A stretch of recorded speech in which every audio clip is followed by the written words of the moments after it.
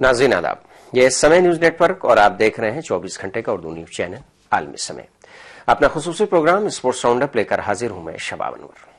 नाज़रीन, जैसा कि आपको मालूम है कि हिंदुस्तानी क्रिकेट टीम 4 टेस्ट मैचों की सीरीज खेलने के लिए ऑस्ट्रेलिया पहुंच चुकी है और सबसे अहम बात यह होगी कि पहला टेस्ट मैच जो 4 दिसंबर से शुरू होने वाला है उसकी कप्तानी महेंद्र सिंह धोनी के बजाय विराट कोहली करेंगे। ये टीम जो ऑस्ट्रेलिया गई है उसकी दो खास बात है। एक खास बात यह है कि टीम का कप्तान साथ में नहीं है और दूसरी खास बात यह है कि टीम का कोच भी नहीं है। फ्लेचर की अहलियत की तबीयत खराब है और उन्होंने कहा है कि वो अपनी अहलियत की इयादत के लिए जा रहे हैं और उसके बाद सीधे टीम में ज्वाइन करेंगे।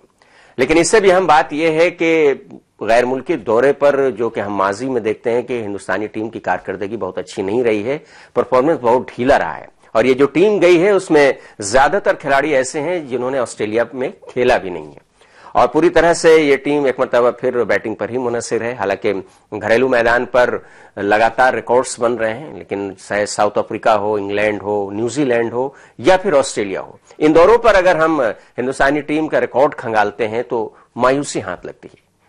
दूसरी पॉजिटिव बात यह है कि ये सभी खिलाड़ी जो गए हैं हौसले से भरपूर हैं, नौजवान खिलाड़ी हैं और मुखालिफ टीम को किस तरह से उनके साथ लोहा लेना है इसकी महारत रखते हैं।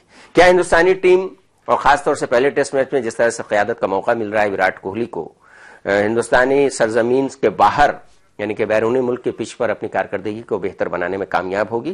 पहले सेगमेंट में हम बात करेंगे इस पर और दूसरे सेगमेंट में हम बात करेंगे हिंदुस्तानी हॉकी टीम के कामयाब तरीन कोचों में से एक की जिन्होंने के कॉन्ट्रैक्ट के बारे में अभी तक पूरी तरह से साफ नहीं हो पाया है कि उनका कॉन्ट्रैक्ट रिन्यूअल होगा या नहीं। अमेरिका पर हुए एक दौरे पर इत्तेजाज के सिलसिले में जो कि हॉकी इंडिया है वो थोड़ी सी नाराज है और थोड़ी सी नाराजगी उन पर भी है। मशरूत कॉन्ट्रैक्ट चाहते हैं टेरी वॉल्श और टेरी वॉल्श का कहना है कि उनको हॉकी इंडिया से जुड़े रहने में कोई भी उज़्र नहीं है और जिस तरह का परफॉर्मेंस पिछले शाही खेलों में उनकी क़यादत में टीम ने किया था यानी कि उनकी कोचिंग में।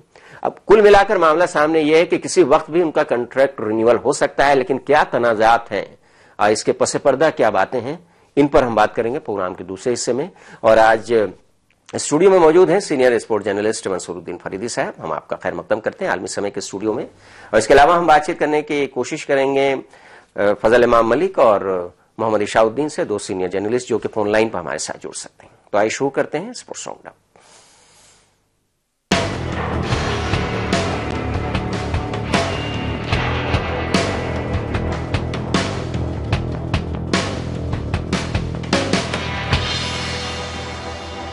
हिंदुस्तानी क्रिकेट टीम ऑस्ट्रेलिया में होने वाली 4 टेस्ट मैचों की सीरीज के लिए ऑस्ट्रेलिया पहुंच चुकी है। सीरीज का पहला टेस्ट मैच 4 दिसंबर से ब्रिस्बेन में खेला जाएगा। चोट लगने की वजह से धोनी की गैर मौजूदगी में विराट कोहली पहले टेस्ट में टीम की कप्तानी करेंगे।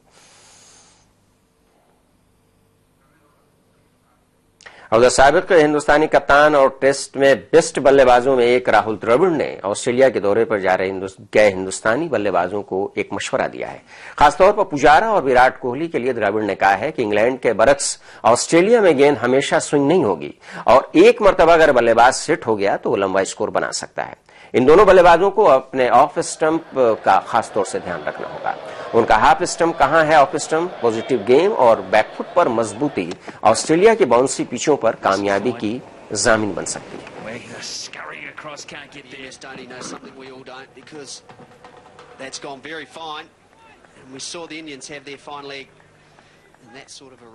मंसूरुद्दीन फरीदी साहब से शुरुआत करते हैं। स्टूडियो में मौजूद हैं सीनियर खेल साहबी।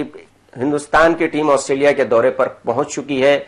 4 टेस्ट मैचों की बात है। अगर शुरुआती बात इब्तदाई दौरे की बात करें तो पहला टेस्ट मैच का ज्यादा चर्चा है क्योंकि विराट कोहली को मौका मिल रहा है और जब भी हमने देखा है कि अक्सर जो बैट्समैन है वो नाकाम होते हैं, इसलिए टीम बैरूनी मुल्क में नाकाम हो जाती है। लेकिन दूसरी तरफ ये भी एक्सपर्ट्स का कहना है कि ये जो खिलाड़ी हैं, जो बैट्समैन हैं, वो हौसलों से भरपूर हैं, इसलिए हो सकता है कि ऑस्ट्रेलिया की गेंदबाजी को वो चैलेंज पेश करें। किस तरह से लग रही है आपकी टीम और क्या उम्मीद है? हालांकि क्रिकेट के शुरू होने से पहले कुछ कहा नहीं जा सकता, लेकिन फिर भी हाँ देखिए शबाब साहब, सबसे पहले मैं आपको ये बताऊं कि ऑस्ट्रेलिया रवानगी से पहले विराट कोहली ने एक कप्तान की हैसियत से जो बात की वो सिर्फ वादे वाली थी, उसमें कोई दावा नहीं था। उन्होंने कोई दावा नहीं किया कि हम जीतने जा रहे हैं या हम हराने जा रहे हैं। उन्होंने कहा था कि हम पॉजिटिव क्रिकेट खेलेंगे और एग्रेशन दिखाएंगे, बाकी हम अच्छी फाइट करेंगे। उन्होंने जीत का कहीं जिक्र नहीं किया क्योंकि वो जानते हैं कि जो टीम पिछला सीरीज 4-0 से हार के आई हो, उस वक्त वो यहाँ कोई दावा करने की पोजीशन लेकिन यही बात असल है कि इस पुअर परफॉर्मेंस को बेहतर कैसे किया जा सकता है। देखिए उसके ऊपर भी आते हैं, लेकिन देखिए मसला ये है कि इस वक्त टीम में हम कह रहे हैं कि नौजवान क्रिकेटर्स मौजूद हैं, लेकिन अभी इस वक्त सिर्फ कप्तान महेंद्र सिंह धोनी की फिटनेस का मसला नहीं है। इसके अलावा एक लंबी लिस्ट है, जो 5 खिलाड़ी ऐसे जा रहे हैं जो फिटनेस के वजह से अब तक टीम से बाहर थे। उसमें आप मोहम्मद शामी हैं, उसमें वरुण हैं, उसमें ईशांत शर्मा हैं, उसमें सहाय हैं। ये सब ऐसे खिलाड़ी हैं जो श्रीलंका के खिलाफ सीरीज में या तो खेले ही नहीं। मतलब है आपने ज्यादातर बॉलरों का जिक्र किया है, तो बैट्समैन पर दबाव और ज्यादा बढ़ गया है। नहीं, बैट्समैन पे तो हमेशा दबाव रहा है, और ऑस्ट्रेलिया हो या इंग्लैंड हो, बॉलर्स ने अच्छी परफॉर्मेंस की है। और जब भी इंडियन टीम को मायूसी हुई है तो बैट्समैन से हुई है वहां पर, हमेशा इससे पहले भी जो भी हुआ है।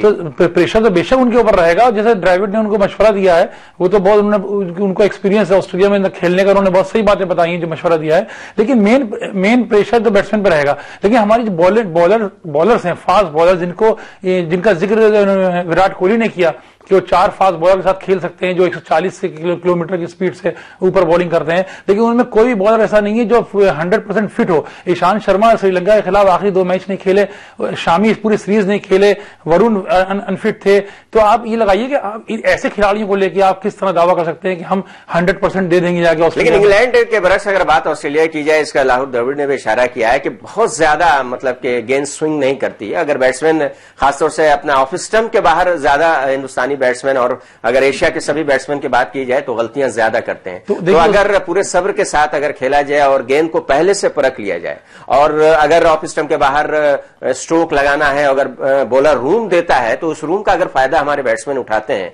तो एक लंबी इनिंग खेली जाती है। लेकिन ज्यादातर मैचेस चूंकि फटाफट क्रिकेट के हो रहे हैं, वही उसको अगर दोहराने की कोशिश की गई तो ये नुकसानदेह। बिल्कुल। देखिए सबसे बड़ी चीज ये है, हमको वनडे के शेड्यूल से निकलना पड़ेगा इन 4 टेस्ट मैचों के लिए। हमें क्रीज पे ठहरना होगा, ठहरना सीखना पड़ेगा।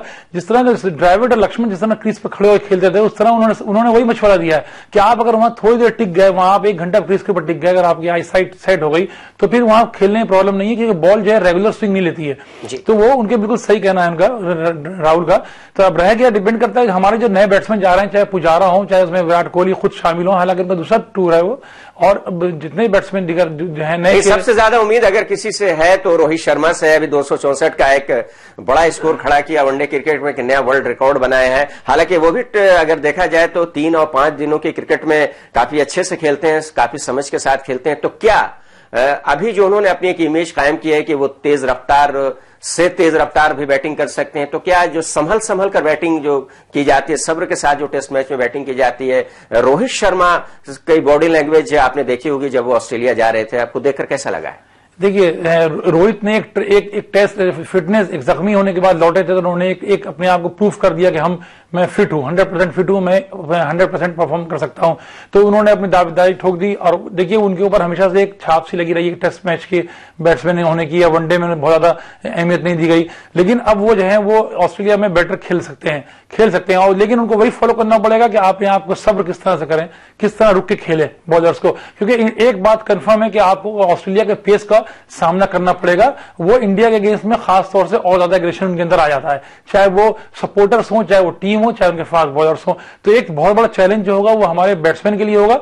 बॉलर्स हमारे जो हैं वो अच्छा परफॉर्म कर सकते हैं, बस शर्त यह है कि वो फिटनेस के अनफिट होने के बाद जो लौटे हैं तो वो किस तरह परफॉर्म करते हैं, ये देखना पड़ेगा। रवि शास्त्री को जब से टीम का डायरेक्टर बनाया गया और उनकी डायरेक्टरशिप में टीम जिस तरह से जीत रही है, तो ये एक पहला गैर मुल्की दौरा होगा उनकी डायरेक्टरशिप में अगर देखा जाए तो। अगर टेस्ट मैचों की बात हम करें तो रवि शास्त्री का रोल पूरी तरह से क्या हो सकता है? हालांकि वो मैदान से बाहर रहेंगे, लेकिन जिस तरह से ऑस्ट्रेलिया रवानगी से कल प्रेस कॉन्फ्रेंस में विराट कोहली से ज्यादा रवि शास्त्री बोले, और उन्होंने हिंदुस्तान के क्रिकेट शायकीन को यह समझाने की कोशिश की कि जो पिछला जो दौरा था, जो इंतहाई मायूसकुन बल्कि शर्मनाक रहा था, उसको आप भूल जाइए। एक नौजवान और हौसले से भरी हुई टीम लेकर हम ऑस्ट्रेलिया जा रहे हैं, यकीनन कुछ न कुछ देखने को मिलेगा। नहीं देखिए रवि शास्त्री, बहुत बड़ी चीज होती है कि एक आदमी एक सीनियर खिलाड़ी का साथ में है, वो आपको मोरली आपका हौसला बढ़ा रहा है तो उसका बहुत असर पड़ता है। देखिए जहां हम बात कर रहे थे उस प्रेस कॉन्फ्रेंस में विराट कोहली के पहले टेस्ट मैच में वो क़यादत करेंगे, तो उस वक्त रवि शास्त्री ने कहा कि आपको देख के ऐसा नहीं लगेगा कि ये विराट कोहली पहले टेस्ट मैच में कैप्टनशिप कर रहे हैं, आपको लगेगा कि 25वें टेस्ट में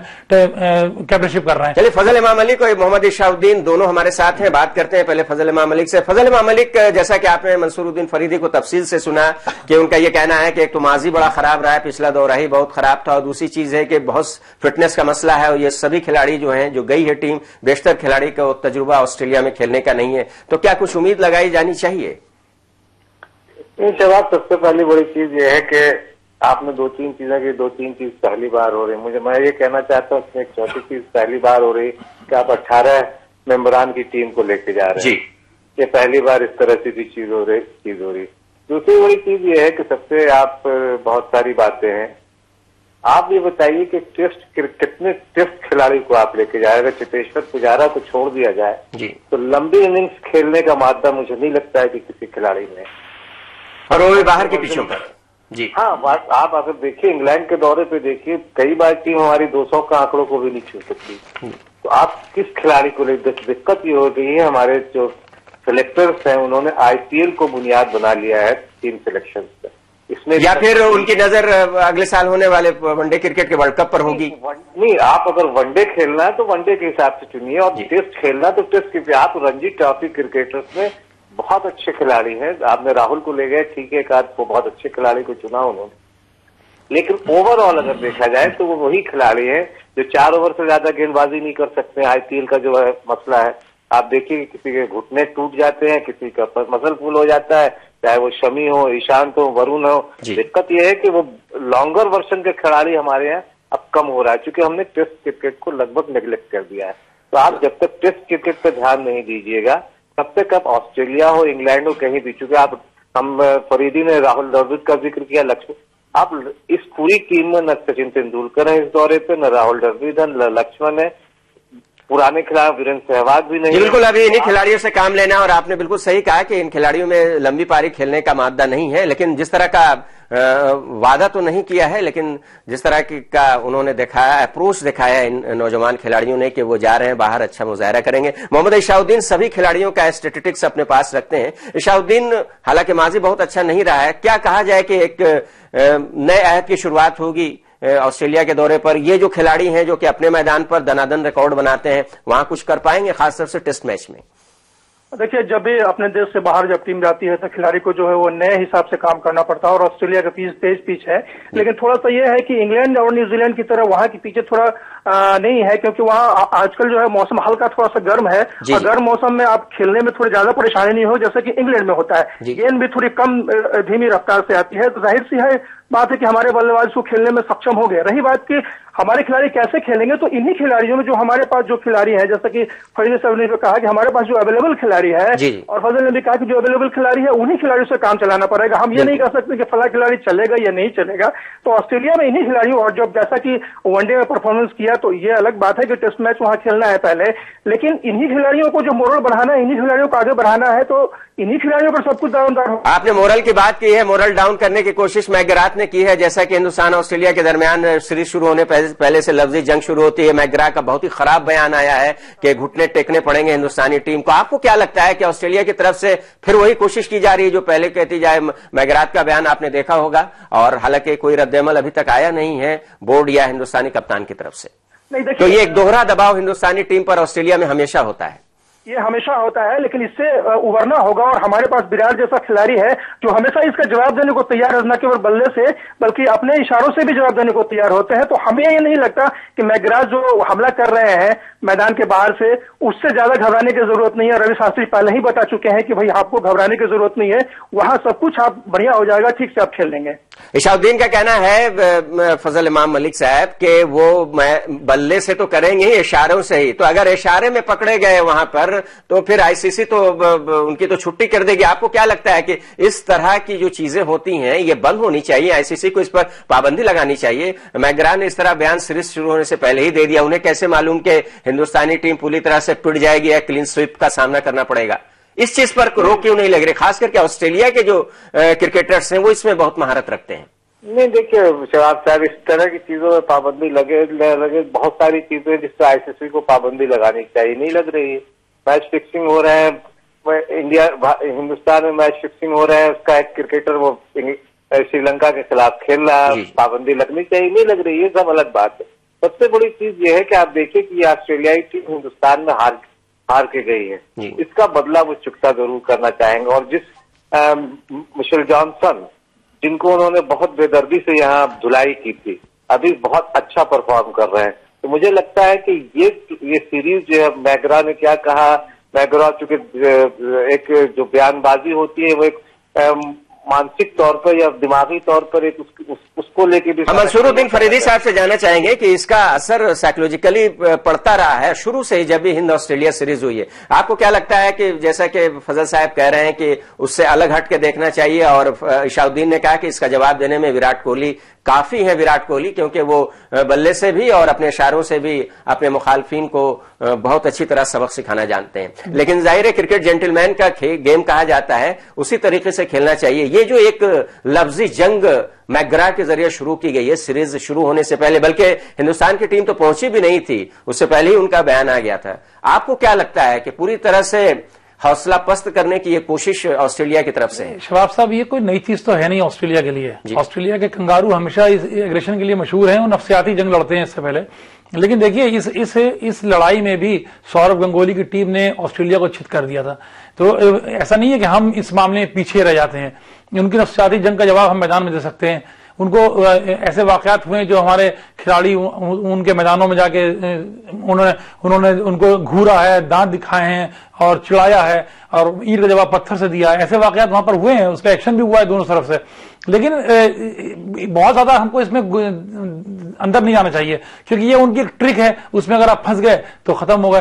तो इससे पहले सौरव गांगुली की टीम थी, उन्होंने उस एग्रेशन का जवाब उनको उसी अंदाज में दिया था। और वो एग्रेशन सौरव गांगुली से विराट कोहली ने बहुत हद तक सीखा है, ये सभी लोग मानते भी हैं। लेकिन वो कुछ ज्यादा कर जाते हैं मैदान के अंदर, जिसकी वजह से उनकी मैच फीस भी काटी जाती है, और अब तो धीरे धीरे उनके में पुख्तगी आ गई। इशाउद्दीन, पहला टेस्ट मैच में कप्तान होंगे विराट कोहली, वनडे में उन्होंने अपना जलवा दिखा दिया है कप्तानी का भी। आपको क्या लगता है कि एक नई शुरुआत जो होने जा रही है उनके साथ, एक कप्तान, मुस्तकबिल के भी कप्तान अब वही कहे जा रहे हैं, तो एक नई शुरुआत विराट कोहली के साथ, वो भी ब्रिस्बेन और ऑस्ट्रेलिया जैसे मैदान पर पहला टेस्ट होगा, सबकी नजर उन पर है। और दूसरा सवाल इससे जुड़ा हुआ यह है कि रोहित शर्मा ने जिस तरह से वनडे में नया रिकॉर्ड बनाया है, तो उनसे भी काफी उम्मीदें हैं। अगर उन्हें मौका मिला फाइनल लेवल में, तो आपको क्या लगता है कि वो टेस्ट मैच और 3 डेज मैच में हालांकि खेल चुके हैं लंबी इनिंग्स, उनसे कुछ उम्मीद है? देखिए, सबसे बड़ी बात है कि जब आपका अगर आप बल्लेबाज है और बल्ला बोलता है तो आपका मोरल खुद ब खुद जो है, आत्मविश्वास खुद ब खुद जो है बढ़ोतरी हो जाता है। रही बात, और रोहित शर्मा भी वनडे में अच्छा कर चुके हैं। तो जब दोनों ही खिलाड़ी इस तरह के हैं, मन से तेज तर्रार है, आत्मविश्वास उनका बढ़ा हुआ है, तो वहां जाने के बाद विराट कोहली जो है अपनी कप्तानी को जो है और तेज करेंगे और तेज तर्रार करेंगे। और हमें नहीं लगता कि उनको जो है ऑस्ट्रेलिया के कप्तानों से, ऑस्ट्रेलिया के खिलाड़ियों से जो है झुकने की तनिक भी जरूरत नहीं पड़ेगी, हमें ऐसा लगता है। तो फिलहाल स्पोर्ट्स राउंडअप पे वक्त हो गया एक ब्रेक का। हमारे दोनों एक्सपर्ट जो फोन लाइन पर हैं, फजल इमाम अली को मोहम्मद इशाउद्दीन हमारे साथ मौजूद रहेंगे, और स्टूडियो में मौजूद रहेंगे मंसूरुद्दीन फरीदी साहब। और ब्रेक के बाद जब लौटेंगे तो बात करेंगे हॉकी की और हॉकी के कोच की। फौरन लौटते हैं।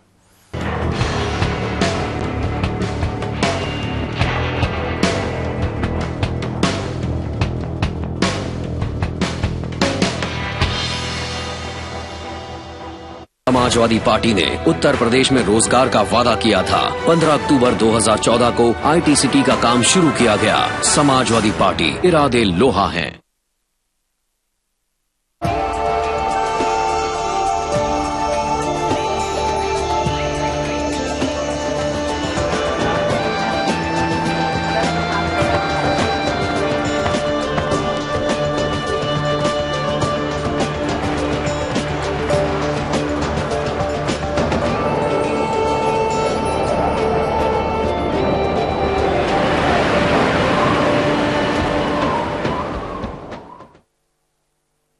किंग आयुर्वेदिक तेल जो बना है 16 खास आयुर्वेदिक तत्वों से, रखे मेरे बालों का ख्याल और बाल रहे लंबे, काले और घने। Kesh King, the king of hair oil.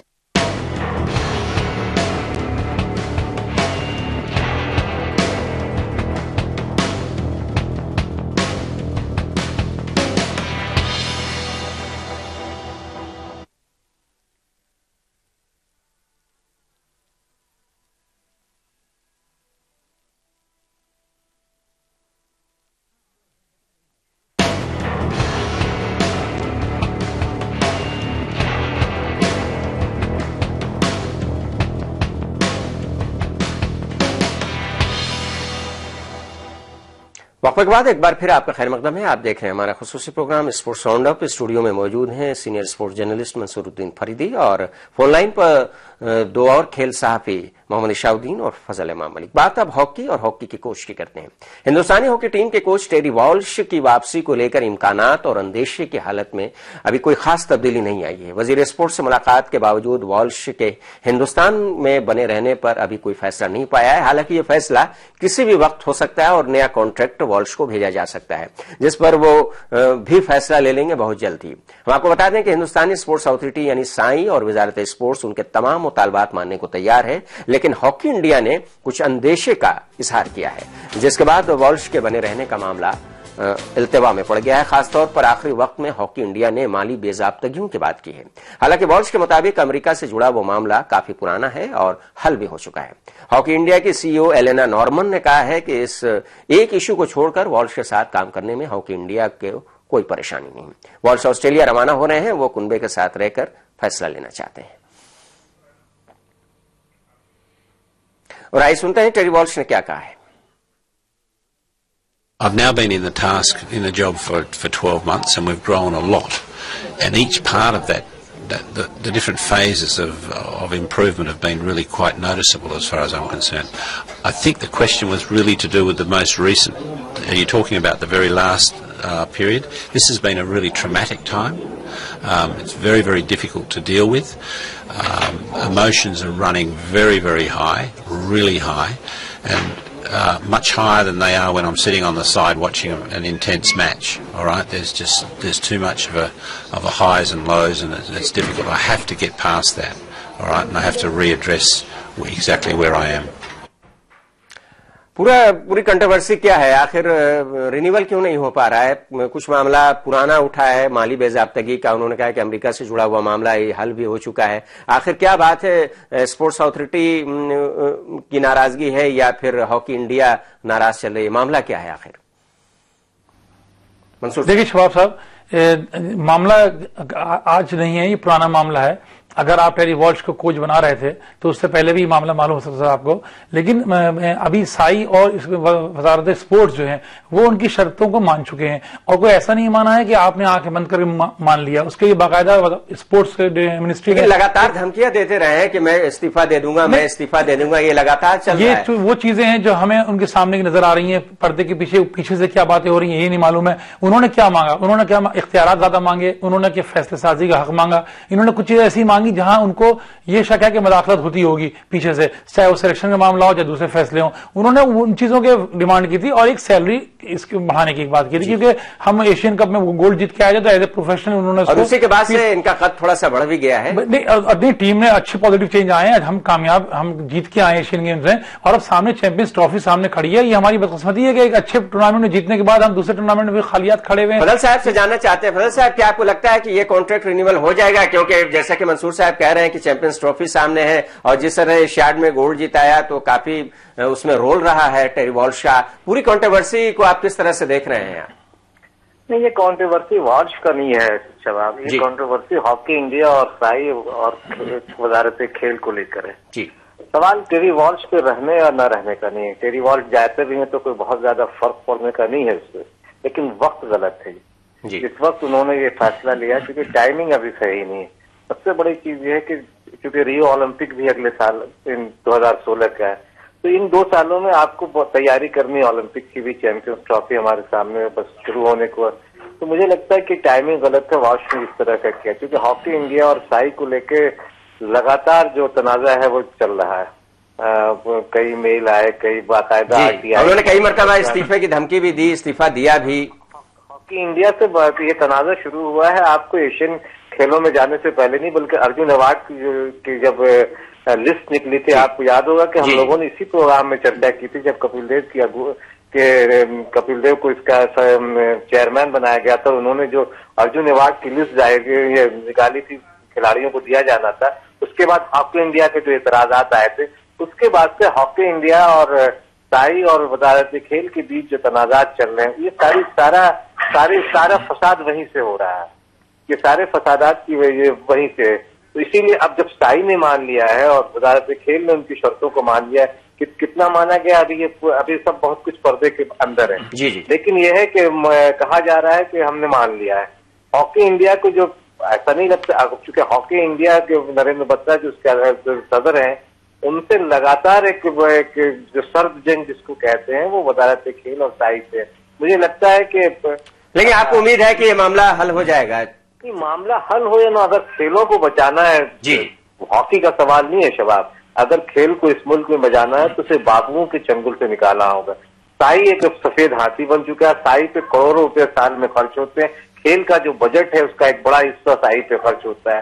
काम क्या होता है, अगर आप कभी मौका मिलेगा तो इससे लंबी बहस हो सकती है, काम कुछ नहीं होता है वहाँ। आप कई ऐसी चीजें हैं, इतने सारे लूप होल्स है वहाँ, तो साई को भी एक सरकार को ये सोचना होगा कि साई को रहने देना चाहिए या नहीं रहने देना। जी बिल्कुल, क्योंकि ये एक अलग मौजू है। हम मोहम्मद इशाउद्दीन से जानना चाहेंगे कि इशाउद्दीन, ये आमतौर से कहा जा रहा है कि जब इंडिया ने एशियाई खेलों में गोल्ड मेडल जीता था तो काफी तारीफ हुई थी टेरी वॉल्श की, और चूंकि उन्होंने वादा भी किया था कि हिंदुस्तानी टीम को हम गोल्ड दिलाएंगे उसके बाद, लेकिन ये देखा जा रहा है कि एक तरह से ब्लैकमेलिंग हॉकी इंडिया के साथ उनकी लगातार चलती रही। कई मरतबे उन्होंने इस्तीफे दिए, फिर उसके बाद अपनी सैलरी और पैकेज में इजाफे की बात कही। अभी भी इस वक्त ये पूरी तरह से कंफर्म नहीं है, जैसा कि फजल साहब बता रहे हैं कि जिस तरह से हॉकी इंडिया और साई और वजारत स्पोर्ट्स के बीच का मामला चल रहा है, आपसी कंट्रोवर्सी है, हालांकि इससे उनका कोई ताल्लुक नहीं है। आपको क्या लगता है, टेरी वॉल्श हॉकी इंडिया की जरूरत है इस वक्त?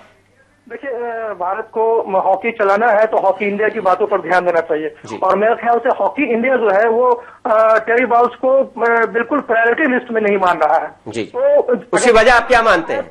बिल्कुल, अगर साई मान रहा है तो सिर्फ साई के मानने से नहीं होगा, हालांकि रिन्यूअल जो है उनका कॉन्ट्रैक्ट साइन ही करेगा, लेकिन हमें लगता है कि हॉकी इंडिया को पसंद नहीं है शायद टेरी वॉल्श, तो हॉकी इंडिया की बात मान लेनी चाहिए, और चाहिए ये कि एक नया कोच तैयार करे। अगर कोच ही सब कुछ होता तो हम ओलंपिक्स में पिछड़ नहीं पाते, सिर्फ एशियन गेम्स में गोल्ड। नहीं, आप पूरी तरह से क्रेडिट कोच को नहीं दे रहे हैं।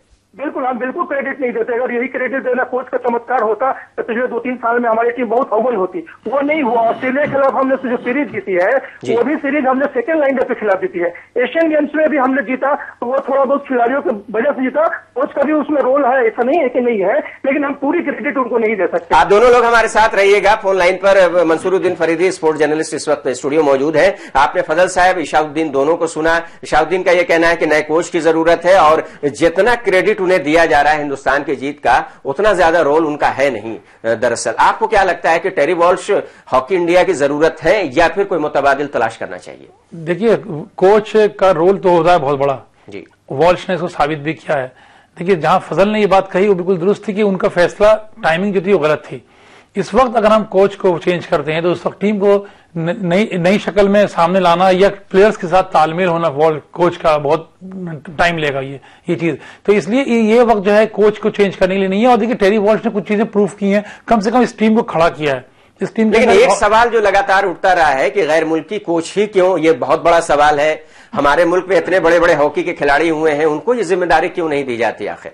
ये सवाल हम फजल इमाम मलिक और इशाउद्दीन दोनों से पूछेंगे, लेकिन पहले मंसूर साहब आपसे इसका जवाब जानना। देखिए, अब ये तो फैशन हो गया है। आप ये किसी भी खेल में देख लीजिए, ये फुटबॉल हो, क्रिकेट हो या हॉकी, सब में बाहर के कोच ही आ रहे हैं। या तो ये देखिए, एक बहुत बड़ी चीज होती है, हमारे जो खिलाड़ी, जो साबिक खिलाड़ी हैं, वो कोचिंग की ट्रेनिंग में पीछे रह जाते हैं। ये टेक्नोलॉजी जो भी आ रही है, जो भी हम लोग चेंजेस आ रहे हैं खेल में, रूल्स में, उसमें वो पीछे रह जाते हैं। तो वो शायद इस वजह से वो हम लोग उनको तरजीह नहीं देते हैं उनको लेने के लिए। लेकिन एक तरह से क्रेज बन गया ये हमारे स्पोर्ट्स में कि हर गेम में आपको फॉरेन कोच ही मिलेगा। फजल साहब, हम पूरी तरह से अपडेट नहीं है, जैसा कि कहा कि मंसूर साहब ने कि पूरी टेक्निक को समझ नहीं पाते हैं, बाहर के कोच की मदद लेनी पड़ती है, या महज एक फैशन बन गया है। आपको क्या लगता है कि हिंदुस्तान का कोई हॉकी साबिक खिलाड़ी ऐसा नहीं है जिसे जिम्मेदारी दी जा सके? नहीं, आप शबाब साहब, इसी हॉकी टीम में कौशिक हमारे साथ इसी टीम के कोच हैं, वॉल्श के साथी हैं, वो भी कोच कर रहे हैं। नहीं, जो खास तौर से जो गैर मुल्की जो सामान मंगाया गया है उसकी बात की जा रही है। नहीं, गैर मुल्की की बात नहीं की, ऐसा नहीं। अगर कौशिक में वो खूबी नहीं होती तो हॉकी इंडिया। लेकिन कौशिक के बारे में तो कहा जाता है कि लैंग्वेज प्रॉब्लम जब खिलाड़ियों और कोच के बीच में होता है तो वो बीच में का काम करते हैं, वो जबान समझाते हैं खिलाड़ियों को, क्योंकि बहुत सारे खिलाड़ी ऐसे हैं जो कि टेरी वॉल्श की जबान नहीं समझ पाते हैं, और ये कई कोचेस के साथ ये मसला रहा है कि लैंग्वेज प्रॉब्लम और कम्युनिकेशन गैप हो जाता है। ये जबान का मसला तो है शबाब, लेकिन इसके साथ ये है कि सिर्फ कौशिक नहीं, तीन हिंदुस्तानी कोच इस वक्त हिंदुस्तानी हॉकी टीम के साथ है। तो मेरा ये कहना है कि ठीक है, टेरी वॉल्श बहुत बड़ी चीज होंगे, बहुत बड़े कोच होंगे, लेकिन सवाल ये है कि हॉकी इंडिया को भी अब चाहिए कि कौशिक हो या इसी तरह के दूसरे कोचेस उनको ग्रूम करें। बिल्कुल सही, वक्त की कमी है फजल इमाम मलिक साहब। इस मौजू पर हम आइंदा प्रोग्राम में तफसील से आपसे बातचीत करेंगे स्टूडियो में इंशाल्लाह। और इस वक्त आखिरी सवाल बहुत मुख्तसर में इशाउद्दीन से जानना चाहेंगे कि इसका जवाब के आखिर गैर मुल्की कोच ही पर क्यों जोर दिया जाता है, हिंदुस्तान का कोच क्यों नहीं? हालांकि हॉकी टीम के साथ कुछ कोच अपने मुल्क के जुड़े हुए हैं, लेकिन आमतौर से जो ये चाहे क्रिकेट हो या हॉकी हो या दीगर, इसको क्या हमारे खिलाड़ी इस लायक नहीं है कि उन्हें पूरी जिम्मेदारी दी जाए? बिल्कुल सवाब, हमारे खिलाड़ी इस लायक है कि वो अच्छी तरह से हमारे खिलाड़ी को कोचिंग दे सकते हैं, लेकिन उनको 2-3 साल मौका देना चाहिए, क्योंकि जिस तरह से लगातार आप फॉरेन कोच अपने पास रख रहे हैं, हमारे पास जो भी खिलाड़ी है, जो भी कोच है, वो जाहिर तौर पर जो है वो ये डेमोरलाइज है। अगर उनको नए तरीके से कोचिंग का काम सौंपते हैं तो 2-3 साल का उनको वक्त देना चाहिए और तब जाके उनसे रिजल्ट की उम्मीद की जानी चाहिए। तो चलिए, अपने लोगों को मौका देना चाहिए और 2-3 साल का मौका देना चाहिए, इशाउद्दीन का कहना है। बहुत बहुत शुक्रिया आपका फजल इमाम मलिक और मोहम्मद इशाउद्दीन हमारे साथ इस स्पोर्ट्स राउंड अप में जुड़ने के लिए। और हम यहाँ पर शुक्रिया अदा करेंगे मंसूरुद्दीन फरीदी साहब का भी स्टूडियो में आने के लिए। आपका भी बहुत बहुत शुक्रिया। तो नाज़रीन, स्पोर्ट्स राउंड अप में बस इतना ही। हम आपको याद दिला दें कि आप आलमी समय को इंटरनेट पर भी देख सकते हैं, लॉग ऑन करें इसके लिए समयलाइव.com। तो फिलहाल दीजिए इजाजत, लेकिन आप देखते रहिए आलमी समय।